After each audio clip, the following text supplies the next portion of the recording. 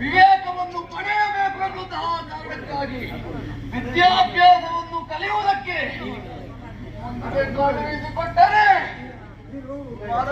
ನೀನು ಶಿಷ್ಯನ ಏಳಗೆ ಎಂದು ಬಯಸಬೇಕಿತ್ತು.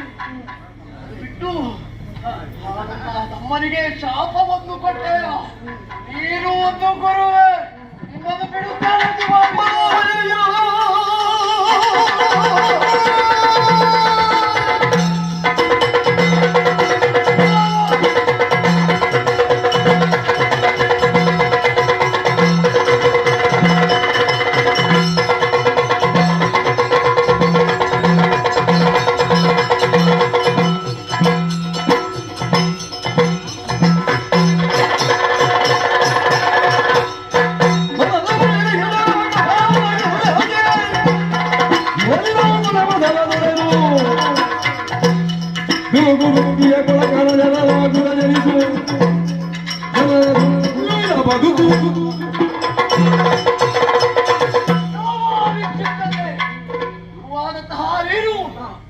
ಶಿಷ್ಯನ ಮನಸ್ಸಿನ ಒಂದು ಕೊಳಕನ್ನು ಕಳೆಯಬೇಕಿತ್ತಲ್ಲ, ಅವನಿಗೆ ವಿದ್ಯೆಯನ್ನು ಕೊಟ್ಟು ಅವನು ಸಮಾಜದಲ್ಲಿ ಉನ್ನತವಾದಂತಹ ಸ್ಥಾನವನ್ನು ಏರುವಂತೆ ಮಾಡಬೇಕಿದ್ದವ ನೀನು.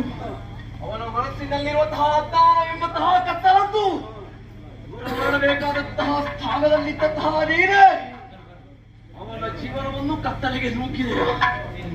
ಬಿಡಲಾರೆ, ನಾನೇನು ಸಾಮಾನ್ಯನವನಲ್ಲ, ಬ್ರಹ್ಮನಿಂದಲೇ ವರವನ್ನು ಪಡೆದವ. ಇನ್ನೊಂದು ಹಾಗೆಯೇ ಬಿಡುತ್ತೇನೆಂದು ಭಾವಿಸಬೇಡ. ಆ ಹುಡುಗನ ಮನಸ್ಸಿನ ಒಂದು ಕೊಳಕನ್ನು ತೊಳೆಯಬೇಕಾಗಿದ್ದಂತಹ ನೀನು ಅವನಿಗೆ ಶಾಪವನ್ನು ಕೊಟ್ಟೆಯೆಂದಾದರೆ ಮುಂದೆ ಲೋಕದಲ್ಲಿ ಜನರ ಕೊಳಕನ್ನು ತೊಳೆಯುವಂತಹ